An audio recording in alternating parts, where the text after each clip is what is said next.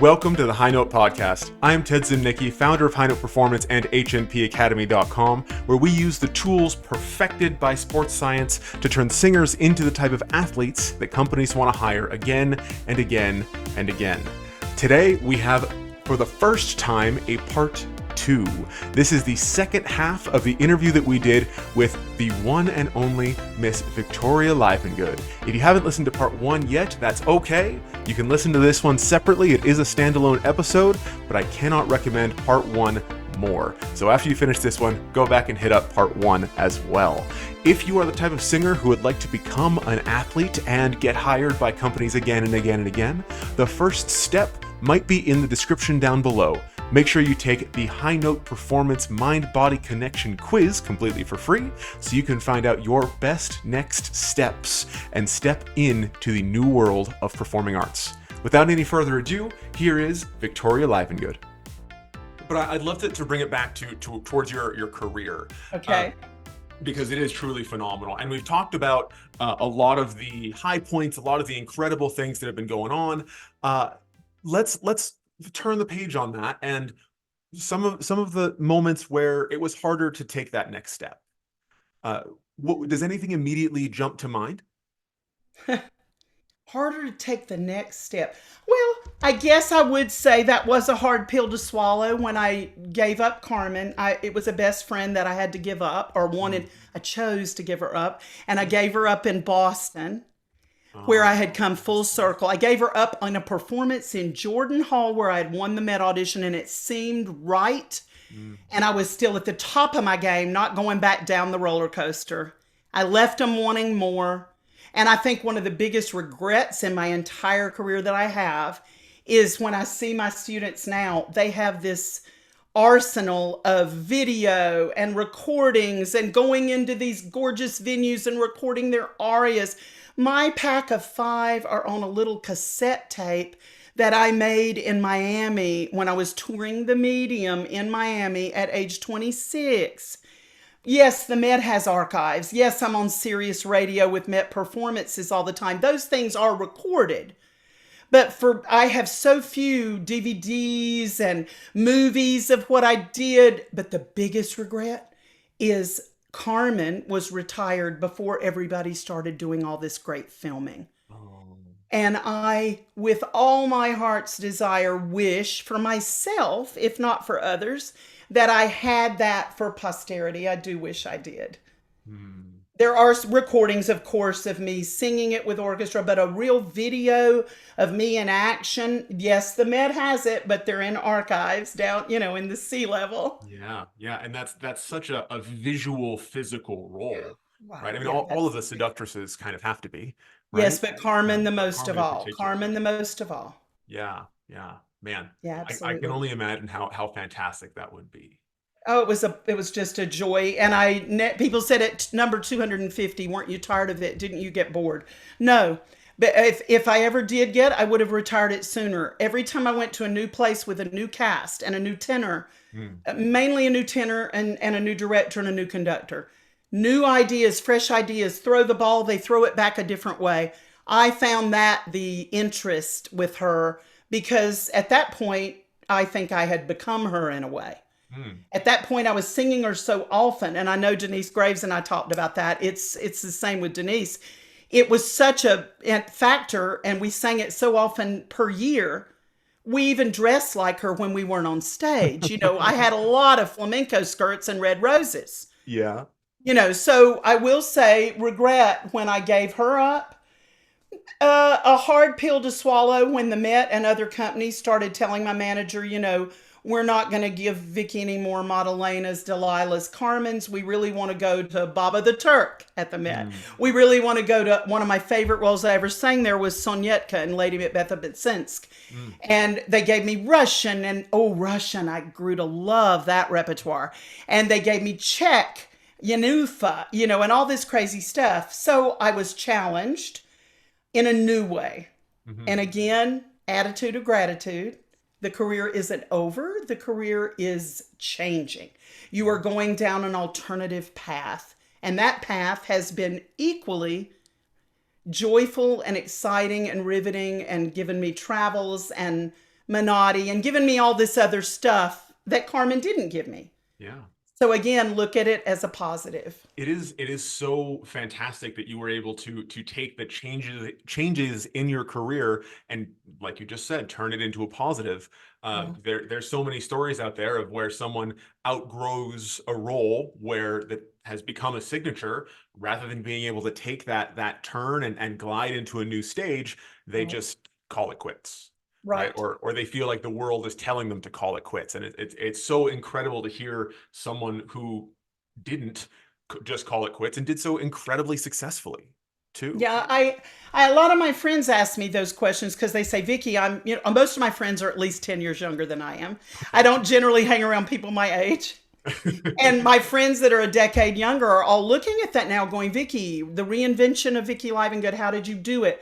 But again, I think the queen of that is still going strong and reinventing herself in every possible way that makes a difference in the world is my gal pal, Renee Fleming. Renee Fleming. She is doing such beautiful things with her gifts and her notoriety and using it for good and using it for change. And I look at people like Renee and I admire it. And I hope that is what people will say about me. Hmm. Who are some of your other role models and other people who you really admire in the industry now or in the past? Oh, almost all of them. If you ask me who I didn't like, which I won't tell you, Yeah. much smaller. It's a much smaller list because generally I have found in this career, yes, there are divas. They call me the Dixie Diva, but I like to think that it's not diva in a nasty kind of way. It's diva in a over the top, bigger than life kind of way. That's what I the tell vibe my I'm family. getting. Yeah, it's bigger than life. It's not arrogance. It's not entitlement. Right. I have the most incredible friends and colleagues in this business. It's been one of the absolute greatest joys and aspects of a 40-year opera career. The people that do this are incredible. And it's the people that I vibe with. So my besties, yes, almost all of them, other than my high school friends, whom I still adore and get with for lunch. Once, a year we have lunch and we talk about grandchildren, not about opera. And it's so pleasant not to talk about opera for a minute. But all of my besties are in the business, whether they're teachers, coaches, directors, conductors, and mainly other singers. Mm-hmm. And I had the pleasure of starting out with some of the greats. I mean, I started out, Deborah Voigt won the Met auditions with me that year in 1985. Wow. So Debbie and I've been friends from the beginning. Renee, the story with Renee, my goodness. Renee and I've got time. I do. I don't know what. Yeah, no, I'm good. I'm okay. Perfect. The story with Renee is amazing because it was Carmen, and she and I had done an audition in Studio 58 in New York to get hired for Virginia Opera in Norfolk for Carmen. Mm-hmm. She got cast as Frasquita, Renee Fleming, and I got cast as Mercedes, and they asked me to cover or be on standby. But they didn't tell me to learn the role. They just said, we'll just think of you and let you watch this girl and kind of cover it unofficially. Mm-hmm. Well, we get to the first rehearsal of music on the first day at Norfolk, Virginia, 1986. And we sing the card trio with the Carmen and the Frasquita and the Mercedes. And it's Renee Fleming and Vickie Livengood and a lovely, lovely friend of mine doing the Carmen. And Peter Mark, the head of the company, heard us that day and said, uh-oh. So he called us out in the hall and asked us if we wanted to try on a Micaela and a Carmen. Well, Renee's jumping up and down, woohoo! And I go, woman, you don't have to learn but one aria, which she already knew, and a duet. I said, I've got to learn 4 arias. I got to be on stage 4 hours. I got to die a beautiful death. We had 2.5 weeks. And I learned, that was with Recit, thank heaven, because the dialogue took me way longer. But I learned Carmen, the entire role. I only had known the Sigadilla and the Habanera. I don't even think I knew the card aria yet. I did not know the Par le Tourbillon. I did not know any of that, none of the ensembles. I might have known the quintet. I learned the whole role with Recits in 2 weeks. And that was my first Carmen. So again, put on your slippers, Cinderella. Yeah. Yeah. Oh, that's incredible. Amazing. And Too many Renee and I photos to then hold it. started out together. We've been, great friends. And I saw her recently when she came here to sing in Charlotte. And she even said from the stage, my girlfriend is here, this mezzo that I've been working with for 40 years, and we're still going.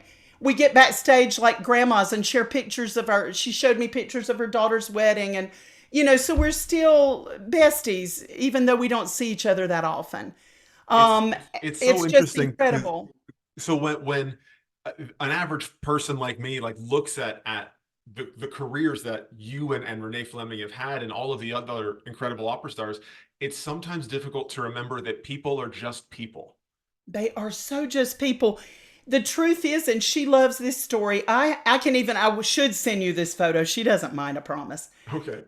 They use spray tan on us there. And I have a picture of us in those 1986 kind of disco costumes, polyester wigs with spray paint.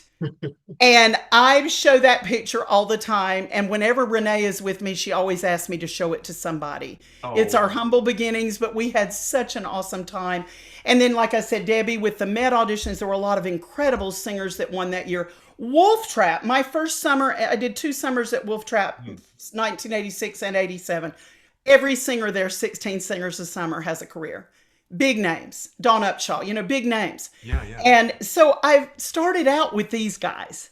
But then came the Met, then came the Pavarotti competition, who, of course, he was an idol because it's like the most incredible sound ever.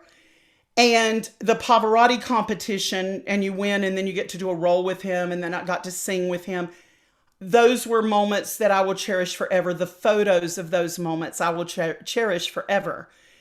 When the Met called me, this poster on my wall with Placido Domingo, the Met called me. I was covering Denise Graves, and they called for an 11 o'clock in the morning final dress rehearsal with the orchestra and James Levine in the pit.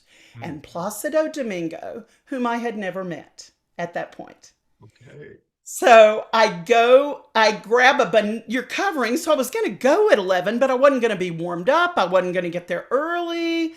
And something happened, and I got the call 30 minutes in advance.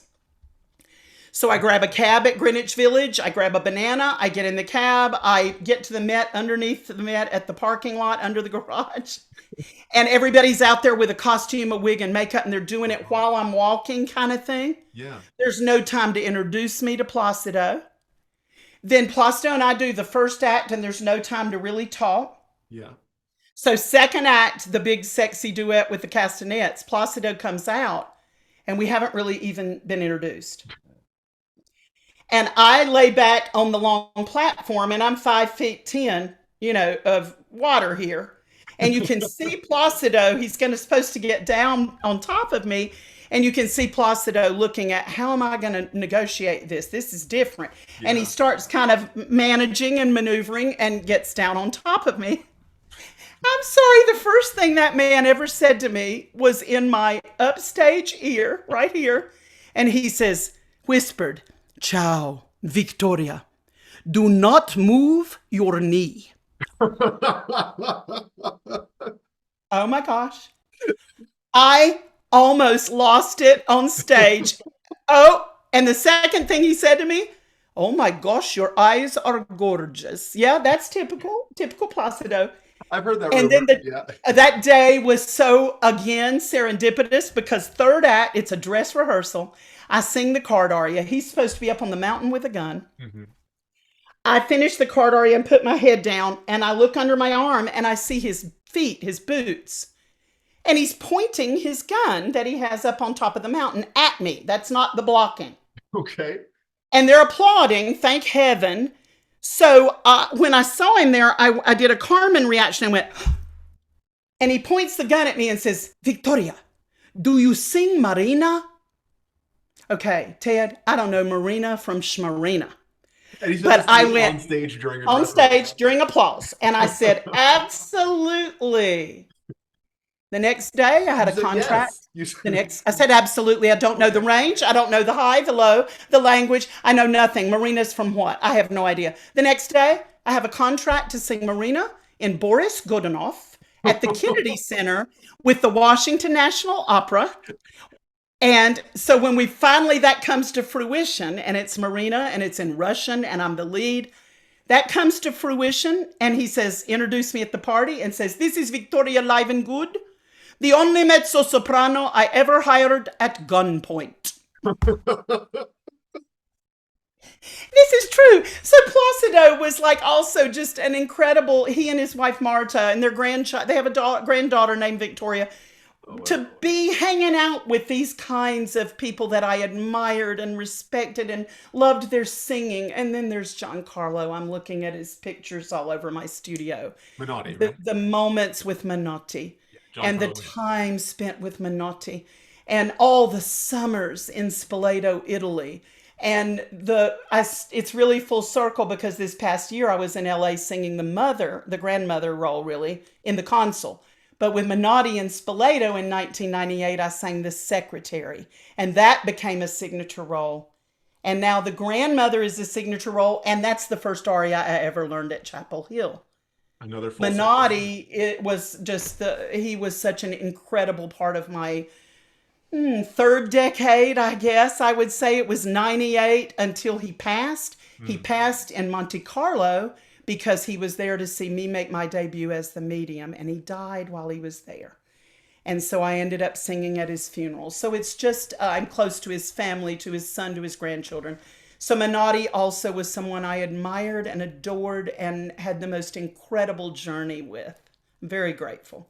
Wow. I mean, from everything I've been hearing over the last however long we've been going for, like I as don't much as I know, maybe love, 2 hours. I mean, I don't even care at this point. As, as much as I love Taylor Swift's Eras tour, I think you need one too. Like, I think you need an Eras I've tour, seen what Vickie. she wears, and that's not happening. I mean, I would be out there in a babushka outfit or something doing You can wear Onega. whatever costume you like. It, There you go. There you go. Oh my goodness. No, that's so funny. But yeah, this one woman show is sort of supposed to be that kind of full circle. And it's interesting that you asked me to do this podcast. I was very, very, very happy to get your message because obviously it's the older we get, the more reflective, sentimental, as you age, that all of those incredible stories and memories become more and more significant to you, but maybe less significant to others. Mm, You know what I mean? Like my family, they know most of these stories really from probably watching podcast. mm. Watching interviews. My brother will call me and go, I saw an interview you did and I had no idea you did da da da. Because when I'm home here, we're talking basketball or Sure. barbecue, or church. We're not talking opera and experience. We're just not. All of us Yeah. have great jobs and do very different things. And so it's nice because these kind of podcasts, I know that my grandchildren and my great niece and great nephew, 10 and 6, and they know Aunt Vickie sings and they come in here and they want me to sing with them. But for them to have this and to learn stories and things that I did, I love leaving that. I love letting them have that. It's great. Well, I feel just as lucky as your children, grandchildren, grandnieces, and nephews might feel too, because You're you're very kind. these stories have been phenomenal. I remember having a similar kind of experience um, not that long ago, maybe 6 months or a year ago, when I went back and read just the short biography on the teachers that I was lucky enough to study with in undergrad and grad school, and just having no idea the caliber of person that I was lucky enough to share a room with. Isn't Uh, that funny? It's very funny you say that because a newbie came in a couple of weeks ago, and when she walked in, she saw the Met poster from my debut, the Met poster from Carmen, Domingo, a Grammy on the wall. yeah. She saw all this, saw my picture on a 7 of clubs of the Met Opera Stars card deck, and she's like, "What? Pavarotti, Donny Osmond, Domingo, Menotti." She's looking around the room like she's at some kind of a museum, which it kind of is. The girl came here to pay me all that money and did not really know what I had been doing for the past 40 years. Mm. I found that fascinating because I guarantee you, when I went to somebody, I did the research. I wanted to know who I'm paying and why. Yeah. I Yeah. find it fascinating. I love that you read and cared about your teacher's history and their experiences. It's incredible. I think I think we agree. It's one of the most valuable things. The mentors that you surround yourself with can Yes. have a huge impact on the future career that you may or may not have. I agree 100%. And in this studio, I constantly give credit, constantly. And I know I teach a lot of students that are older that are teachers and college professors of Mm, music at many good schools. sure. And they also, in their lessons, say, my teacher. And then the student goes, you're still studying? And the student goes, absolutely. And my teacher came up with this concept and exercise, and I want to give it to you. And they give me credit. We're paying it forward. We're also being grateful. We're also realizing that it takes a village. We don't do it on our own. Yeah. I Yeah. think that's imperative to success in any career, really. Well, as long as we're giving credit, I've got to say a huge thank you to Christophe Van Graspier, who connected us via I email. adore, Thank you, well, Christophe. Christoph is the one that conducted the console that I did this past summer in LA. And he and I had the most Mhm. wonderful experience sharing the Menotti stuff and creating and bringing that opera to life again. And it was just a joy. And I've been working with Christoph out at his program, AVA, in LA many summers, just Yeah, took a break during COVID, of course. and we're great friends. And I do really appreciate that he told you about me so you could Google Yeah. and discover. And I'm very glad that this came to fruition today. Yeah, me too. I just have a few other sort of, they're not quite logistical questions, but they're questions that I'd like to ask everyone because everyone has such a unique take. Um, Okay. I'm sure that over the course of your career, maybe more recently, you've probably lost track of the number of auditions that you've heard. Ooh, Not to wow. mention been in, not to mention sang in. Yes. Oh, But I'm more curious for the auditions where you were a judge. What are where was some of the things that you feel can really make a singer stand out? that's interesting too, because it mostly a lot of what I'm judging now are Metropolitan Opera competitions. I Yeah. judge more competitions. In general, I'm not on any board. I've been offered to be on boards of things but you have to give them the time, and I don't have the time because I'm so busy teaching and singing. So I have enough careers, but I do judge the Met competitions, and I oh, have enough I have enough careers. careers. But I do love judging the Met competition and giving back to what started it all for me. And of course, those are high level auditions. We're hearing just some amazing talent. Yeah. But again, it's interesting to me, my perspective versus the other two judges, because with the Met competition, we have three judges. Mhm. And I think it's a beautiful thing because they try to have one diva singer teacher type and one admin type, be it an artist manager, be it someone who runs a company, be it someone who could be a director of a program, that kind of thing. And then the coach, pianist, collaborator, musician type, conductor. But it's supposed to be three different expertise shared in the room. And I think that's great because it gives us all those elements when we discuss. And I'm the one in the room, of course, often fighting for what allowed me to win, which is the potential of a diamond in the rough. Mhm. But generally in the business now, certainly post COVID, artists and other types of managers and people are really, I think, these days looking more for a polished product. Mm. So I tell my students, if they're not ready, they're not ready. I try to keep them from jumping in that pool before they can swim in the deep end. If their arias are not ready, if their languages are not tweaked, because honestly, these days, one of the judges will be way more particular about language and phrasing and legato and artistry and dynamic variety. That's their job. Sure. One will be more talking about their packaging, even, how how they presented themselves physically. Were they in the honest storytelling? Were they committed to the character? Or were they just a blank slate? I don't care how well you sing these days. If you're not communicating an authentic story and you're not making us feel something, you will not win.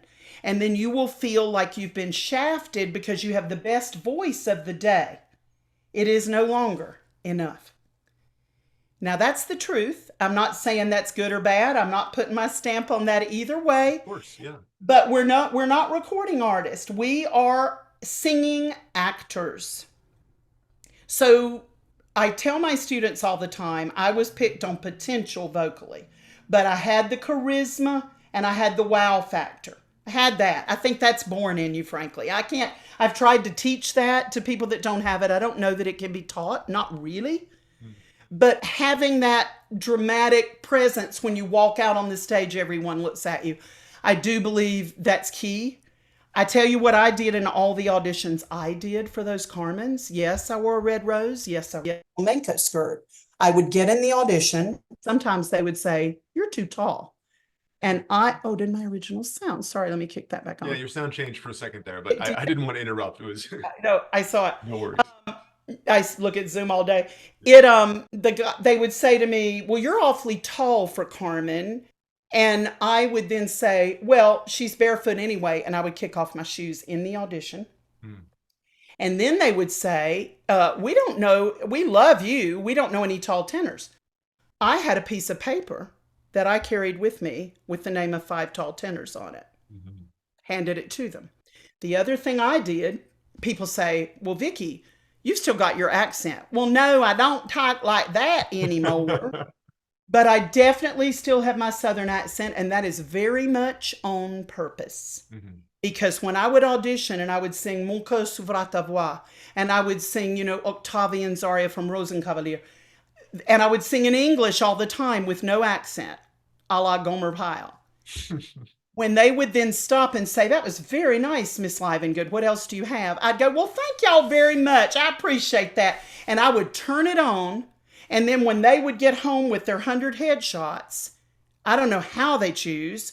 They had good notes on me, but I stood out because I separated myself from a crowd. I showed off my differences, my authenticity. I believe we have to be our authentic selves, and that's the product we must sell. And I believe singers come all the time and go, I want to be a Juliet. I want to sing this." I'm sorry, you're an Ina. If I can't convince them to be what they are at this point in time, it's not going to work. And I also tell them, and I think this is also key, that you need to be the best at what you do in your lane, not the weakest. So when they're begging to sing Liu and Tu Katie Gel, and I know 10 other sopranos in my own studio that sing it fuller, more voluptuous, more voluminous, then I know they shouldn't sing it, that they sing the best Tornami Vagheggiare. Then you need to sing that. Trying to get the students to find their lane and to embrace that and to be grateful for it and to be the best in that lane that you can be, I think is key. It's interesting.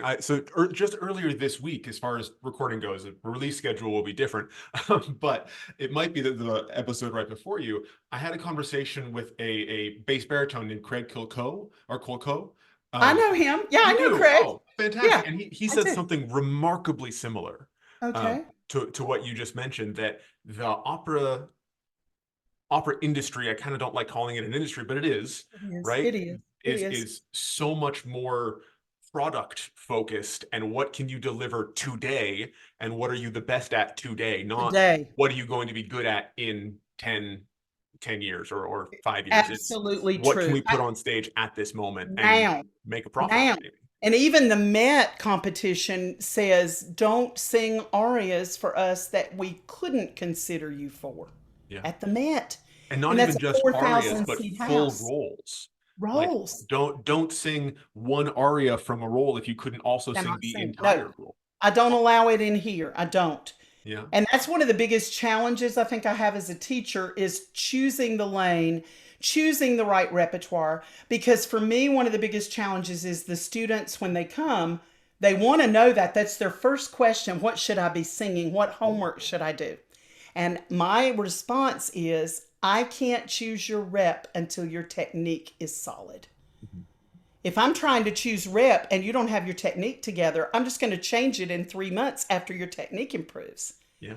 So I beg them to be patient and to spend the time on craft and skill and understanding and awareness and consistency before we dive into solidifying and polishing the pack, if you will, and the roles and the representative roles. And like I have a baby dramatic that I know is going to do all the biggest stuff, but she's in her early 20s. I'm not going to go there now. I'm going to give her the things I think are on the right path to Mhm. take her there. The journey is the destination. Yeah. Yeah, and it's such a difficult journey to get there when you know that eventually you're going to be able to sing whatever it is, if it's the Not yet. Verdis, the Puccinis, the Wagners, whatever Yes, it is. But not yet. you're saying that if you say that to a 19, 20, 21-year old, then you're going to have an amazing voice, an amazing career. You're on totally the right track. Give it 10 years. Which is so hard because who has the time or the money to invest that kind of time? Mhm. But the good news is we're not ballerinas. It's true. The We good only news get is I can many Fox in opera actually don't even hit their prime until they're older. Many continue a long when you get in this mezzo contralto character mezzo realm, you can go till you're on a gurney if you sing well, sure. if you're an incredible actor. So again, it can have a very long shelf life if you invest in the beginning. Mhm. And one of the biggest challenges I think that I see in here is that most of my students, I'm not teaching, I have a few that are 18 going to college, helping them get to the right schools, only a few. And then very few that are in undergrad. Most of my studio, the average age is much older. Yeah. And I don't advertise my studio, although today's probably going to be an advertise. You might get a few phone calls or emails after I this. I don't don't know. advertise. Yeah, I think my phone's blowing up. I don't advertise. I don't have flyers. I don't even have a Facebook teacher page because I can't handle the people I have. However, I get newbies all the time by word of mouth.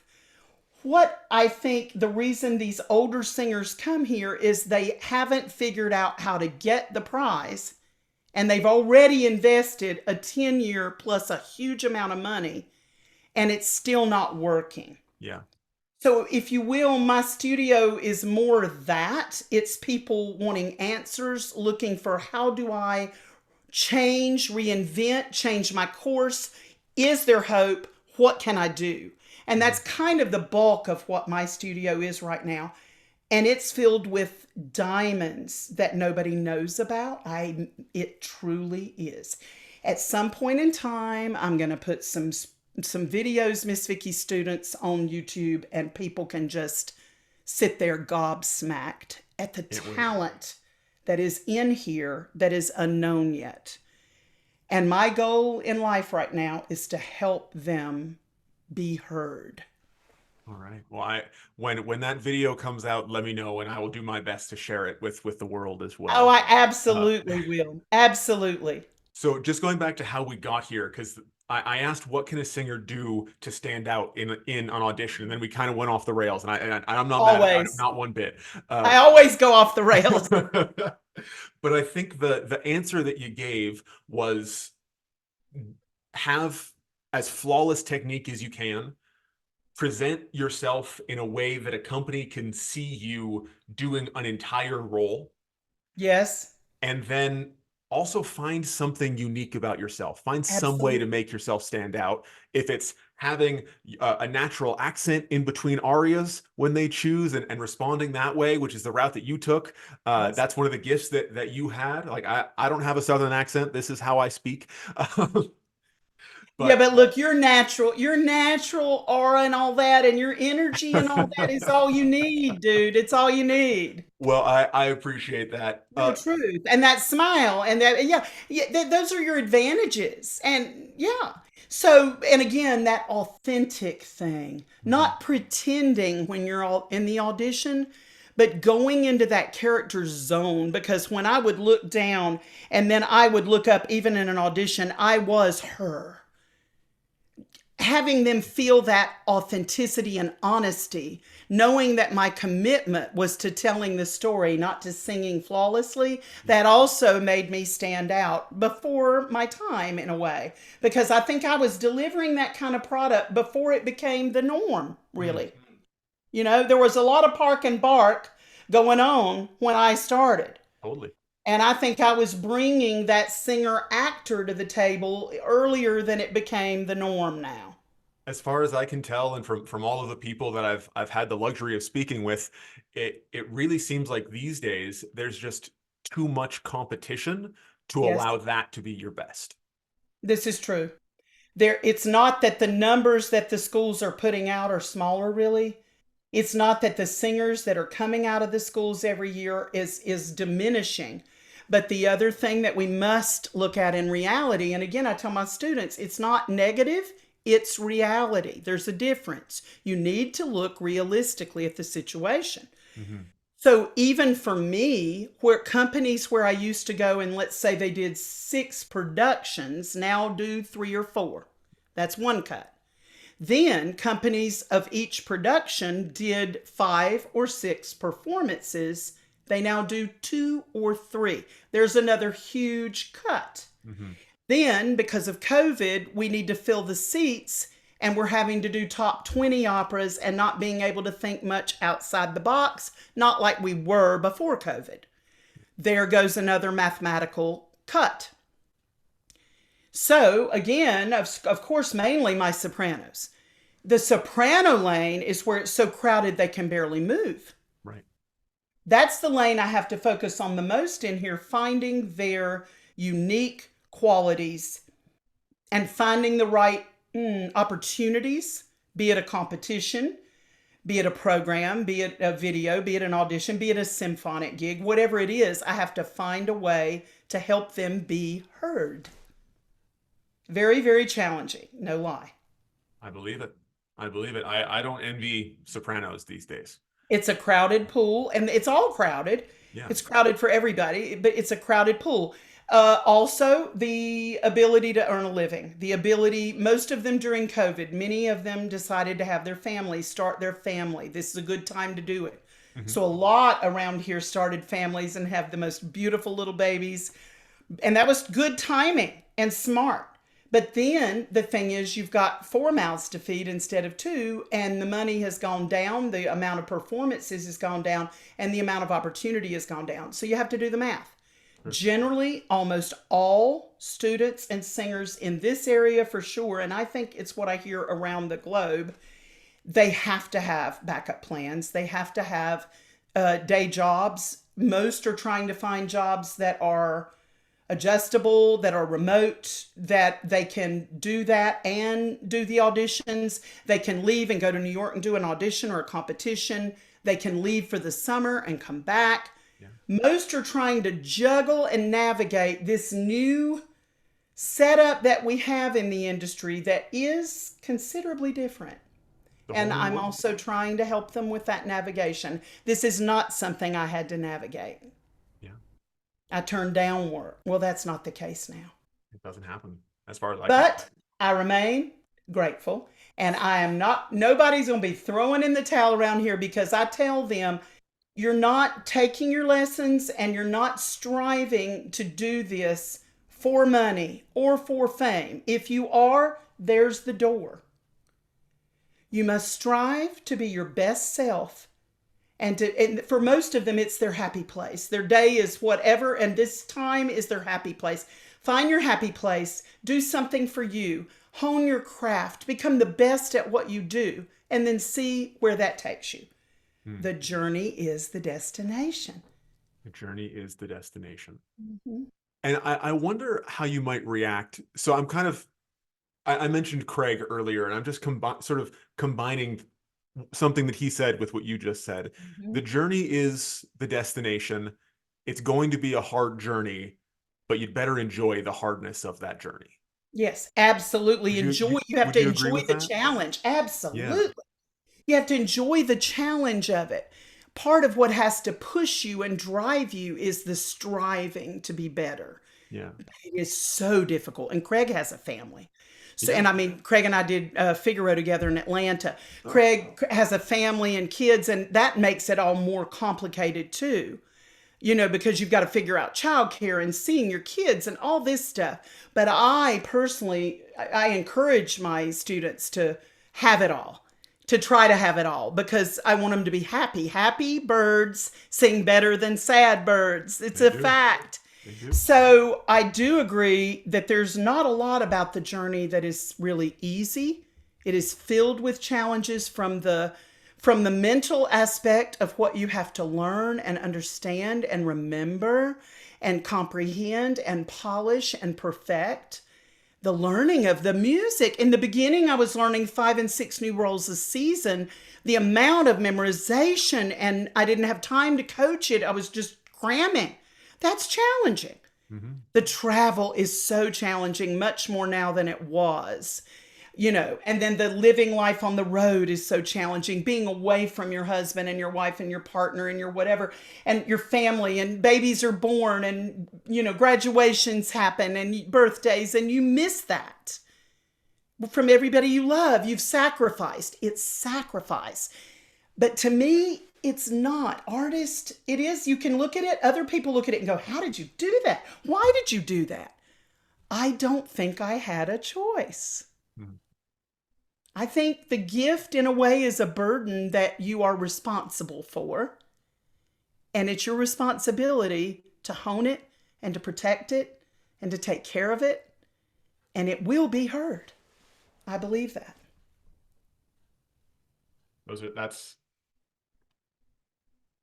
That's just, it's so valuable, that that Good. message. And for everyone listening, of course, we all know that hearing it is one thing, but feeling it in your head and in your heart is something a little bit different. Very. Uh, Yeah, great. I feel like I might know the answer to this question, but I've been told something about the word assume, so I don't want to do that. Uh, Okay. I know what you mean. yeah. Uh, when a singer comes in for a first lesson with you, or you're in a rehearsal for the first time with someone who might know you, might not, doesn't quite matter. What kind of impression do you want to make on them within the first 30 seconds or a minute? How do you want to be remembered? Now, do you mean me from my perspective, or the student or the other colleague that is in the rehearsal with me? How do you want them to remember you? In the rehearsal or in the lesson? Yeah. How do I want them to remember me? That I was prepared. I'm going to say that prepared, because I find that to be a big issue in here and in rehearsals, Mm. where I have been taught to prepare within an inch of my life and to never show up unprepared. And when I get in a room and others are not, and how irritating it is, and that I have to wait on them to catch up, I would like for everyone to say that I was prepared, that I was respectful, that I was grateful, that I was joyful, Mm. that I was fun. I always want to be fun. I think when I'm gone, they'll all talk about me and my selfie stick, because that's what I'm known for in every job I do. Miss Vickie selfies. I've got this big stick and I'm not afraid to use it. You can see hundreds of cast photos that I post every day on Facebook with birthdays. Why? Because I always knew that capturing the moment, the memory, and the photo mattered. And now in my 40th year, I'm actually trying to create myself kind of a legacy digital scrapbook kind of thing. And I'm pulling photos of my career from the beginning, from the humble beginnings to last month to next month. And I'm putting all that together in a journey of photos and memories for myself and for my family. And the reflecting on that, you can see the thing that is a through line or a leitmotif through the whole thing. And it was just a journey of joy.